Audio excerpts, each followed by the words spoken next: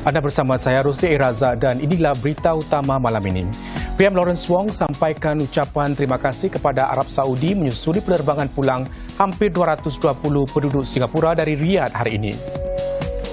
Dalam pada itu, sekitar 30 jemaah ziarah dari Singapura yang tidak dapat pulang sejak lebih 10 hari lalu, ekoran Perang Timur Tengah akhirnya selamat mendarat di Changi. Dan sebuah inisiatif baru dilancarkan untuk mengurangkan pembaziran makanan di masjid-masjid semasa Ramadan.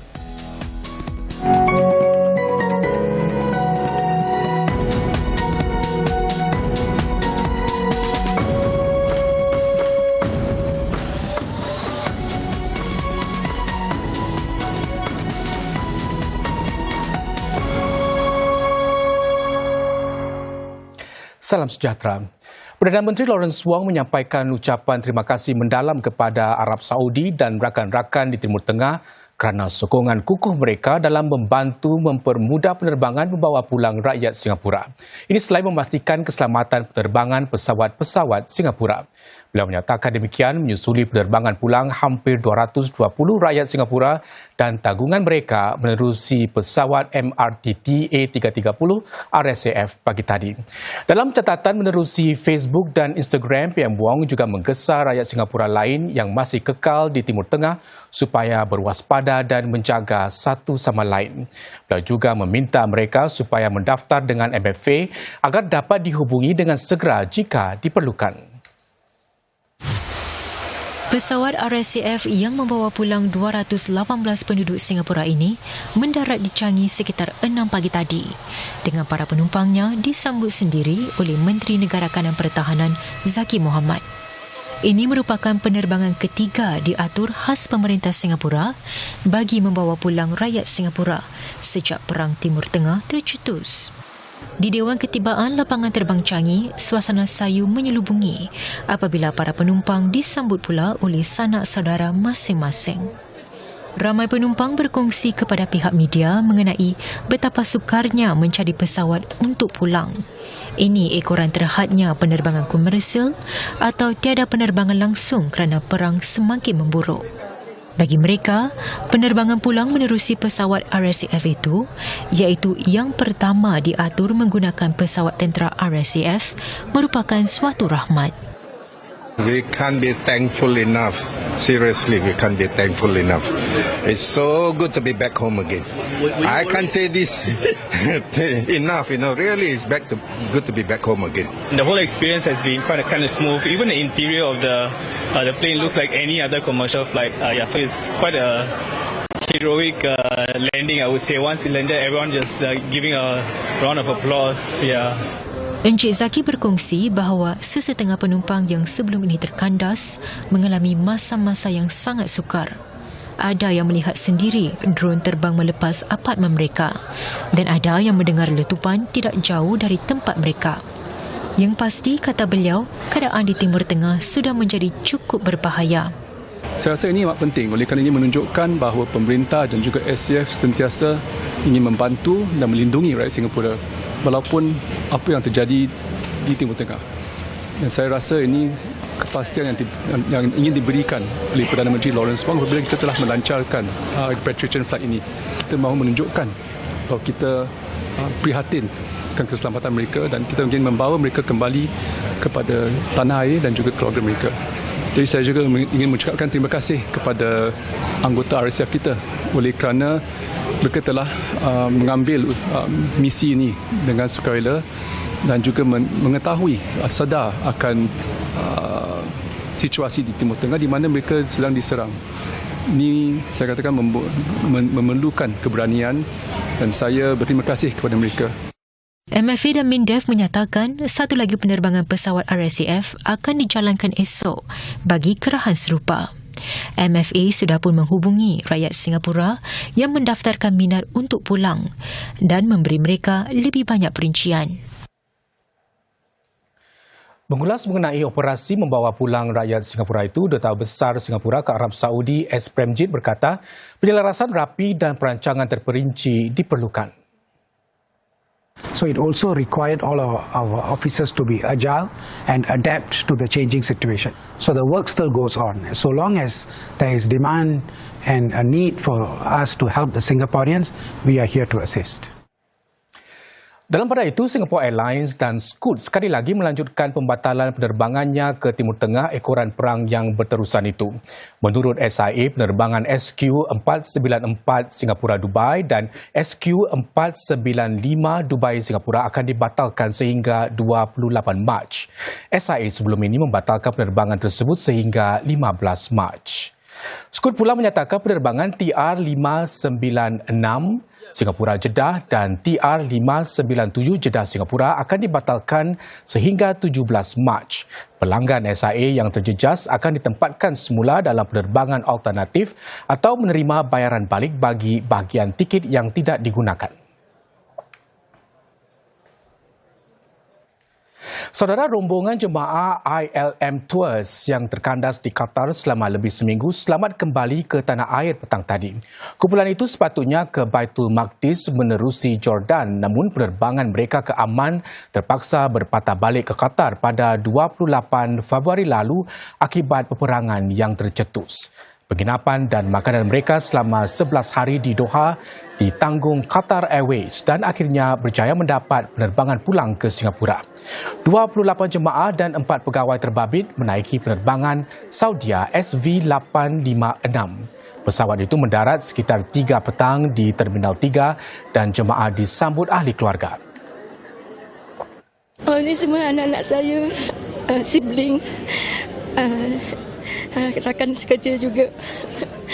Rasa macam terharu sebab tak sangka this is a terrifying experience for me. Ya, but alhamdulillah, syukur saya dah pulang kat Singapura. Sepanjang tempoh menunggu untuk pulang, para jemaah turut berdepan suasana yang mencemaskan di rantau tersebut. Ada antara mereka menyaksikan sendiri kejadian peluru berpandu dipintas di udara serta mendengar letupan kuat ketika berada di sana. Setiap hari kita nampak missiles flying and being intercepted. Then kalau some direction kita tak nampak missile dia, tapi kita dengar letupan dia and kuat. Ada letupan kuat sekali. Rombongan tersebut terdiri daripada lebih 10 warga emas, seorang jemaah berkerusi roda serta seorang kanak-kanak berusia 3 tahun. Selain berdepan situasi keselamatan yang tidak menentu, rombongan tersebut juga terpaksa menunggu lama di lapangan terbang sebelum akhirnya diberikan penginapan sementara. Ketua rombongan Ustazah Syamim Sultana menjelaskan mengapa mereka tidak menaiki penerbangan pulang yang disediakan pemerintah Singapura dari Riyadh. Pihak MFA memang beritahu kami lepas 5 hari itu baru pihak MFA kata kita ada land transfer daripada Doha ke Riyadh. Jadi tapi di Riyadh tu tak ada apa-apa lagi plan daripada MFA. Jadi kita dari pihak MFA beritahu kita untuk cari your own plans to come back, your own flight. So kita carilah dan alhamdulillah dengan sebab kita ada kenalan daripada Saudi Airlines di sini, dia membantulah Saudi Airlines untuk securekan kami flight untuk pulang ke Singapura. Di medan pertempuran pula, tentera Iran hari ini menyatakan bank-bank dan institusi keuangan di Timur Tengah yang ada kaitan dengan Amerika dan Israel kini adalah sasarannya juga. Ini setelah ia mendakwa serangan udara Amerika dan Israel menyasarkan sebuah bank di Tehran. Para pegawai Iran menyatakan tentera Amerika Syarikat dan Israel sudah mengebom hampir 10,000 tapak awam di seluruh negara, membunuh ribuan penduduk sejak perang meletus. Iran dalam pada itu berikrar akan membalas serangan Amerika dan Israel ke atas kawasan penduduknya dan melancarkan antara serangan paling hebat ke atas sasaran Amerika dan Israel di seluruh rantau itu. Beberapa letupan kedengaran di Qatar selepas ia meminta satu gelombang serangan peluru berpandu Iran. UAE juga menerima gelombang peluru berpandu Iran menyebabkan operasi kemudahan penapisan minyak Ruwais terpaksa dihentikan. Iran juga menyatakan ia menyasarkan pangkalan tentera laut armada ke-5 Amerika di Bahrain. Sehingga 150 anggota tentera Amerika dilaporkan cedera selain mencatat 7 kematian ekoran serangan Iran sejauh ini. 8 daripada yang cedera itu dilaporkan parah. Ini ekoran serangan-serangan Iran ke atas kemudahan-kemudahan Amerika di seluruh rantau teluk termasuk kedutaan-kedutaannya. Saudara, kami bawakan selepas ini wawancara bersama Menteri Negara MSF Zulkarnain Abdul Rahim mengenai bagaimana langkah baru Comlink Plus dapat membantu golongan pekerja muda berpendapatan rendah.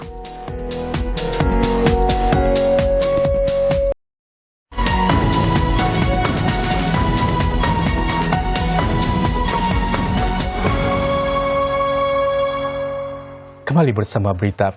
Saudara, golongan pekerja muda berpendapatan rendah sering berdepan dilema apabila ingin meningkatkan kemahiran.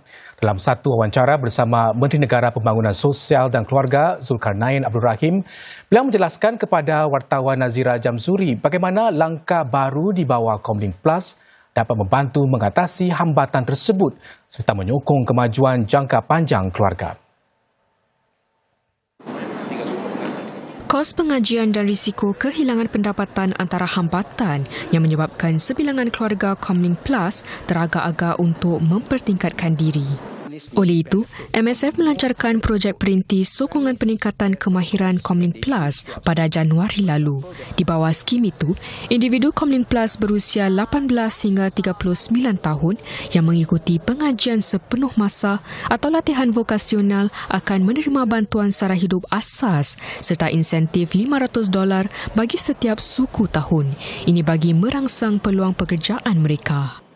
Selalunya freelancers umpamanya ataupun pekerja muda yang bawah usia 39 tahun, mereka rata-ratanya rasa bahawa mereka mungkin tidak dapat skills future training kan, kerana mereka bukan usianya.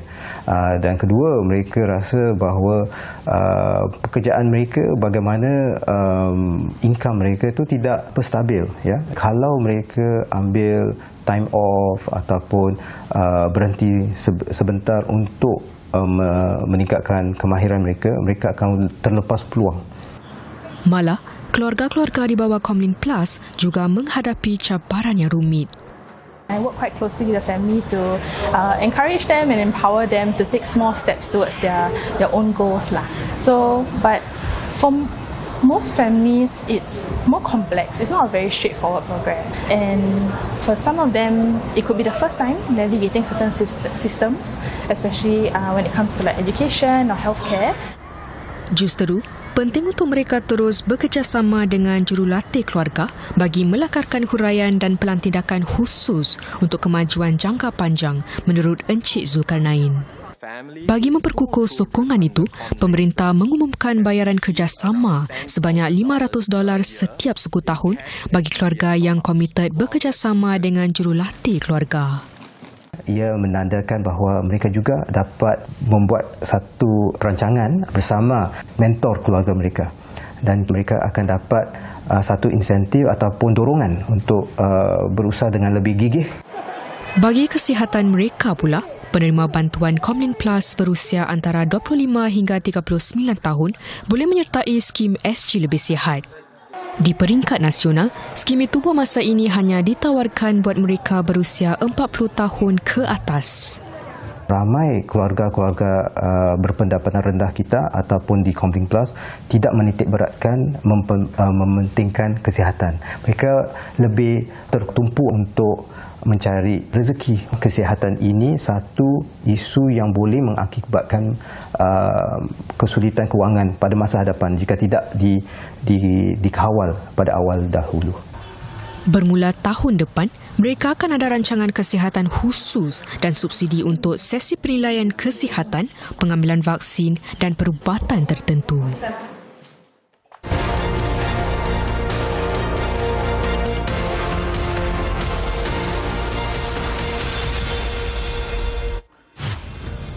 ComfortDelGro akan membina pusat latihan memandu $38 juta di Chua Chu Kang yang menawarkan teknologi bijak termasuk penilaian menggunakan kecerdasan buatan AI bagi mengurangkan pergantungan kepada jurulatih. Pusat memandu itu merupakan sebahagian daripada pelaburan $200 juta bagi tempoh 30 tahun akan datang. Bangunan baru di lorong Bistari itu akan menggantikan pusat latihan memandu di Bukit Batok menjelang 2030. Para penduduk di sekitar ruang kegiatan masyarakat di Clementi Avenue 4 menyatakan paras bunyi bising berkurangan setelah sebuah sistem pemantau bunyi bising dipasang dalam satu program perintis. Sistem seperti alat lampu trafik ini dipasang dengan tujuan memastikan bahawa bunyi bising berada dalam paras yang boleh diterima. Apabila bunyi melepasi 83 desibel, lampu merah akan menyala. Kegiatan yang sering menyebabkan alat ini berbunyi boleh dilarang daripada menempah ruang masyarakat ini. Sejak digunakan Disember lalu, aduan mengenai masalah bunyi bising di sini berjaya dihuraikan menurut Majlis Bandaran Holland Bukit Panjang. Singapura memberi jaminan kepada masyarakat antarabangsa bahawa ia akan secara aktif memainkan peranan membina dalam usaha global untuk membanteras dadah. Berucap di Suruhanjaya Bangsa-Bangsa Bersatu mengenai dadah narkotik di Vienna, Menteri Negara Kanan Ehwal Dalam Negeri Dr. Muhammad Faisal Ibrahim berkata, Singapura akan terus menyumbang menerusi dasar-dasar berasaskan bukti. Ini termasuk menilai kesan penggunaan dadah terhadap keselamatan awam menerusi laporan. Dr. Faisal turut menekankan peri pentingnya untuk negara-negara bekerjasama dalam rangka kerja pengawalan dadah antarabangsa. Bagaimana para peniaga memenuhi permintaan peniaga Singapura bagi baju kurung sempena perayaan Aidilfitri? Ikuti nanti proses penghasilan baju kurung dari awal pemilihan kain hinggalah sampai ke kedai peniaga.